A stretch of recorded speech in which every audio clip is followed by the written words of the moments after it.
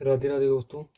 आज हम प्रायिकता से संबंधित पार्ट 2 स्टार्ट करेंगे, जिसमें पार्ट 1 में हमने प्रायिकता से संबंधित कुछ महत्वपूर्ण परिभाषाएं जानी थी, क्या होती है, जैसे प्रायिकता क्या होती है, यादृच्छिक अभिप्रयोग पता जाना था हमने। फिर उसके बाद में स्वतंत्र घटनाएं, फिर परतंत्र घटनाएं, फिर घटना क्या होती है और अपवर्जी घटनाएं, फिर प्रतिदर्श समष्टि और प्रतिदर्श समष्टि में बिंदुओं की संख्या। और हमने पढ़ा था कि असंभव घटनाओं की प्रायिकता कितनी होती है, जो 0 होती है ना, और निश्चित घटनाओं की प्रायिकता 1 होती है। अब पार्ट 2 में अपन कुछ एग्जाम्पल करते हैं, उनको करके उन परिभाषाओं को समझने का प्रयास करते हैं। देखो, सबसे पहले क्वेश्चन दे रखा है, सिक्के को उछालने पर हेड आने की प्रायिकता। देखो, क्वेश्चन करने से पहले सर्वप्रथम अपने को इसमें लिखनी है प्रतिदर्श समष्टि। सिक्के की प्रतिदर्श समष्टि लिखनी है अपने को, प्रतिदर्श समष्टि। प्रतिदर्श समष्टि में क्या होती है, संभावित परिणामों की परिणाम लिखने होते हैं ना, जिसको ऐसे लिखते हैं एस बराबर मंजिला कोष्ठक में लिखते हैं हेड और टेल, ये दोनों ही संभावनाएं बनती है इसमें। तो इसको टोटल संभावना कितनी होगी कुल, तो कुल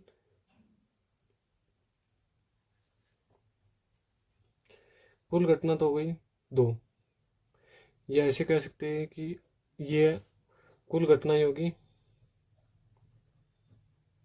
ये तो हो गई 2। अब हेड आने की प्रायिकता, देखो एक सिक्के को उछालने पर हेड केवल एक बार ही आता है, एक बार ही आएगा ना, या तो हेड आ सकता है या टेल आ सकता है।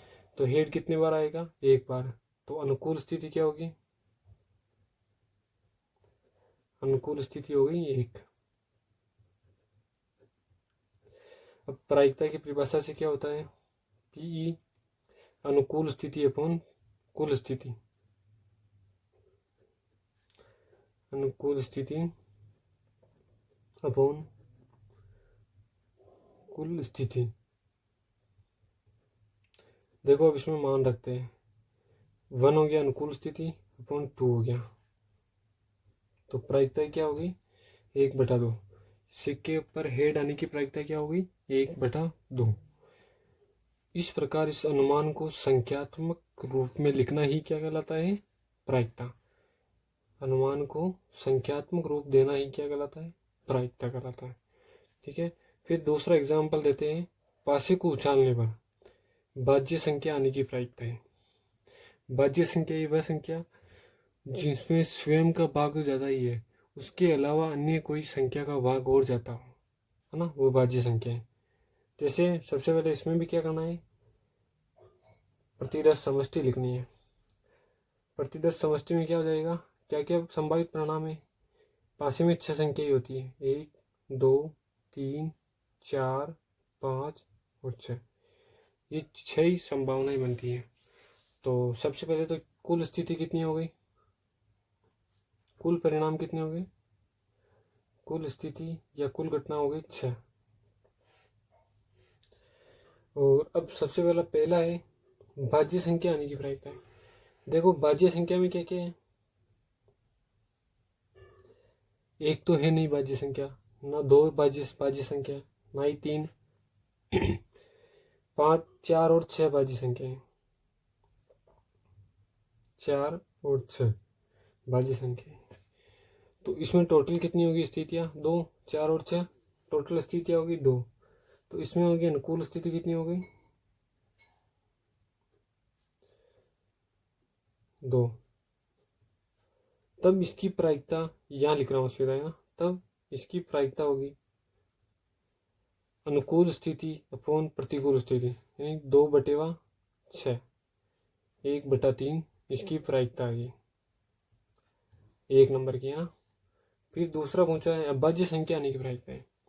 देखो अभाज्य संख्या ही वह संख्या जिसमें स्वयं का और 1 का भाग जाता हो, वो अभाज्य संख्या है।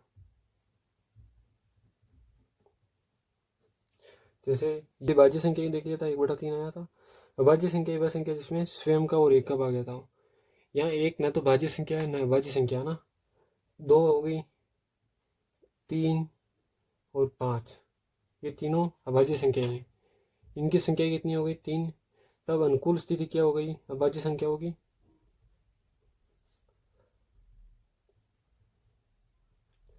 अनुकूल स्थिति हो गई इनकी 3 है ना, और कुल स्थिति हो गई 6, तो 1/2 इसका आंसर हो गया।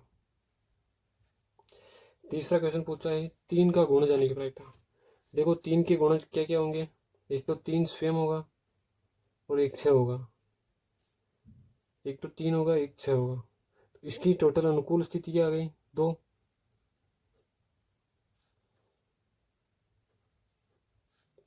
अनुकूल स्थिति 2 है,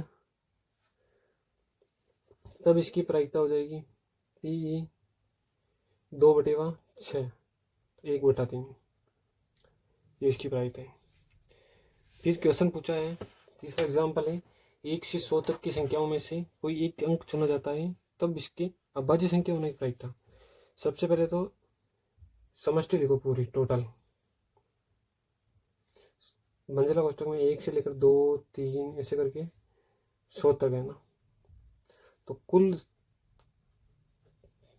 स्थिति हो गई 100। अब क्वेश्चन पूछा अभाज्य संख्या होने की प्रायिकता। अब देखो इसमें 1 से 100 तक कितनी अभाज्य संख्या आती हैं, वो लिखते हैं अपन, है ना। 1, 2 हो गया, 3 हो गया, 5 हो गया, 7 हो गया, 11 हो गया, 13 हो गया, 17, 19, 23, 25, 27 भी नहीं होती है, 29, 31, 37, 41, 43, 47, 53, 57, 59, 59 होती है क्या? 3 नहीं होती, 59, 61 होती है, 61 होती है क्या? 3 दूना 6 और 4 दूना 4, 4 7 28, हाँ 61 हो गया। 63 होती है, 65, 65 भी नहीं है, 67 है, 67 हो गया। 69 होती है, अभाज्य संख्या वो नहीं होती है। 67, 71 नहीं, वह भी होती है अभाज्य संख्या। 71, 73, 73 वो नहीं है। 73 के बाद में क्या क्या है?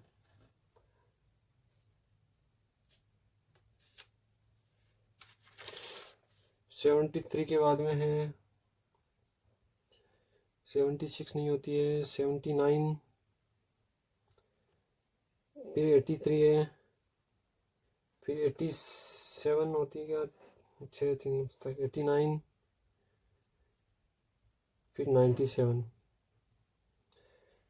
और एक बार गिन लेते इसको, 1 2 3 4 5 6 7 8 9 10 11 12 13 14 15 16 17 18 19 20 21 22 23 24 25, टोटल अभाज्य संख्या हो गई 25।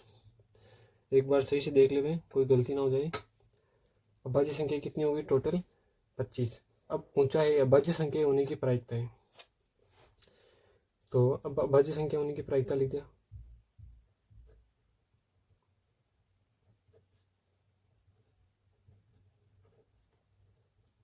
देखो ये अनुकूल स्थिति हो गई और कुल स्थिति ये हो गई, तो प्रायिकता ये पी से लिखते हैं 25/100, 1/4, ये इसकी आंसर आ गया।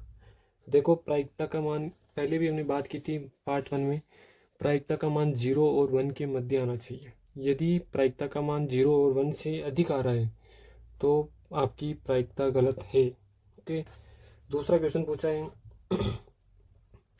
जो एक अंक चुना जाता है उसके वर्ग होने की प्रायिकता। देखो एक अंक चुने जाने की वर्ग होने की प्रायिकता, वर्ग होने की अनुकूल स्थिति देखते हैं अपन सबसे पहले, क्योंकि कुल स्थिति अपने को पता है, ये रही अनुकूल स्थिति देखते हैं। देखो अनुकूल स्थिति में क्या क्या आता है, एक का वर्ग एक होता है, दो का वर्ग चार, तीन का 9, चार का 16, 25, 36, 49, 64, 81 और कैसी, और 1 से 100 के 100 तक है ना, 100 स्वयं हो गया, 100 स्वयं हो गया। तो कुल कितने हो गए, 1 2 3 4 5 6 7 8 9 10। अनुकूल स्थिति कितनी हो गई, 10। तब प्रायिकता है एक अंक चुने जाने की वर्ग होने की प्रायिकता, जो 1 से 100 तक एक अंक चुना जाता है उनकी वर्ग होने की प्रायिकता।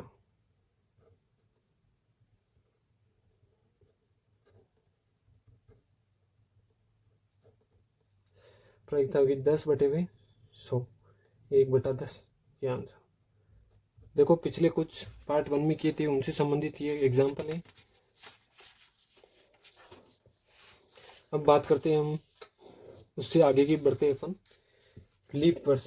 लीप वर्ष क्या होता है और अलीप वर्ष क्या होता है, इसमें पार्ट 2 में इसकी संबंधित बात करते हैं। देखो लीप वर्ष होता है जिसके अंदर 366 दिन होते हैं, 366 दिन होते हैं, 366 दिन होते हैं। इसका मतलब 366 में अपन सप्ताह के हिसाब से, एक सप्ताह में 7 दिन होते हैं उसके हिसाब से भाग देते हैं ना, तो 7 पंजे 35 और एक बच गया इधर से, 7 दूनी 14 है ना, तो 52 सप्ताह और एक दिन हो गया, एक दिन शेष है ना। इधर अलीफ वर्ष में कितने होते हैं, 365 दिन, 365 दिन होते हैं। 365 में यदि भाग देंगे अपन,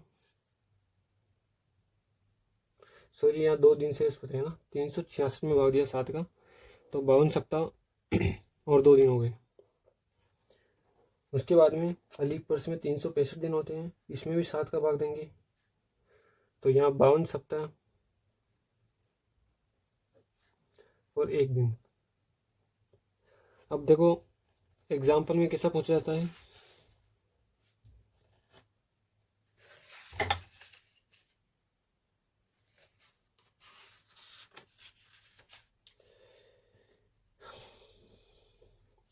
एग्जाम्पल है जैसे सबसे पहले ये वाला करते हैं ना, लीप वर्ष का करते हैं। लीप वर्ष में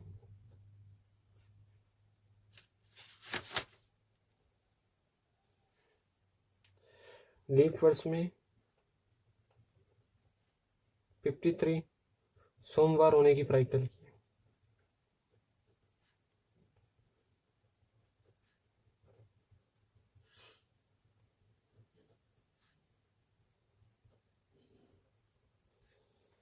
लीप वर्ष में 53 सोमवार होने की प्रायिकता क्या है।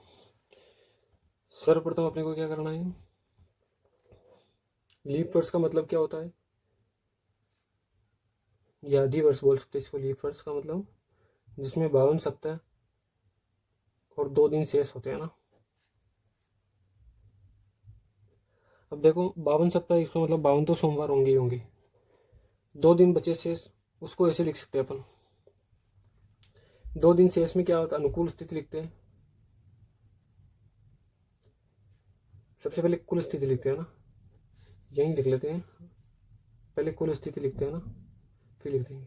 कुल स्थिति में क्या, 2 दिन में या तो संडे हो सकता है, संडे मंडे 7 आ सकता है, या मंडे ट्यूसडे आ सकता है, ट्यूसडे वेनसडे आ सकता है, वेनसडे थर्सडे आ सकता है, और थर्सडे फ्राइडे आ सकता है, या फ्राइडे सैटरडे आ सकता है, फ्राइडे और सैटरडे आ सकता है ना, या फिर सैटरडे और मंडे आ सकता है। ये स्थितियाँ बन सकती है इसमें, या तो 2 दिन बचेंगे उसमें संडे मंडे आ जाए, या फिर मंडे ट्यूसडे आ जाए,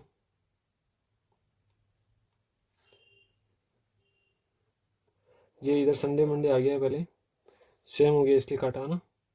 संडे मंडे आ जाए, फिर Monday Tuesday, Tuesday Wednesday, Wednesday Thursday, Thursday Friday और सैटरडे फ्राइडे, है ना। ये इसका क्रम चलेगा। अब देखो इसमें कुल स्थितियाँ तो हो गई अपने पास 1 2 3 4 5 6, कौन सा रह गया अपने पास, 1 2 3 4 5 6, Saturday Monday, Monday Tuesday, Tuesday Wednesday, Wednesday Thursday, Thursday Friday, Friday Saturday और सैटरडे संडे रह गया, सॉरी सैटरडे और संडे रह गया है। देखो इसमें एक छोटी सी गलती भी आपका क्वेश्चन गलत करवा सकती है, ये महत्वपूर्ण बात है, इस चीज़ को अपन ध्यान रखना चाहिए। देखो कुल स्थितियाँ होगी 7, कुल स्थितियाँ कितनी होगी 7। अब देखो अनुकूल स्थिति, अनुकूल स्थिति में अपने को पहुंचा है 53 सोमवार, यानी कि जो 53वां आए सप्ताह उसमें सोमवार आना चाहिए। देखो सोमवार कब आ सकते हैं, या तो संडे मंडे आ जाए या फिर मंडे ट्यूसडे आ जाए। ये दो स्थितियाँ बने तब सोमवार आएगा ना, संडे मंडे या मंडे ट्यूसडे आ जाए। ये और कोई स्थिति है जिसमें मंडे आ रहा है, क्योंकि अपने को मंडे चाहिए, तो ये दो स्थितियाँ बनती है, तो दो दो हो गई अनुकूल स्थिति। तब प्रायिकता क्या होगी, लीप वर्ष में 53 सोमवार होने की प्रायिकता, लीप वर्ष में 53 सोमवार होने की प्रायिकता।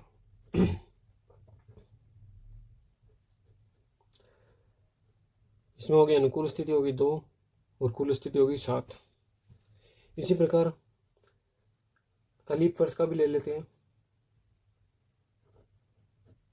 अलीप वर्ष में 53 शुक्रवार होने की प्रायिकता।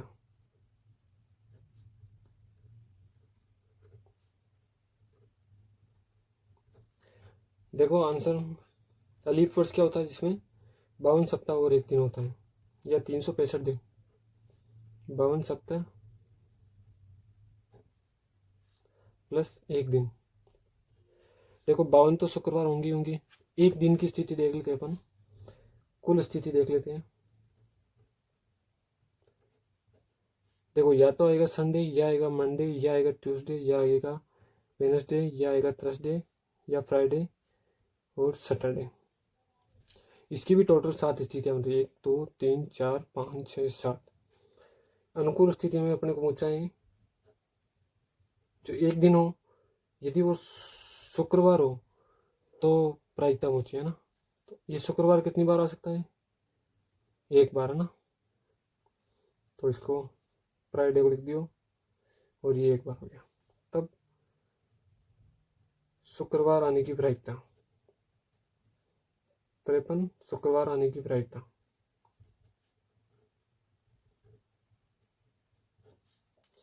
पी 1/7, अनुकूल स्थिति हो गई 1 और 7 ये हो गई।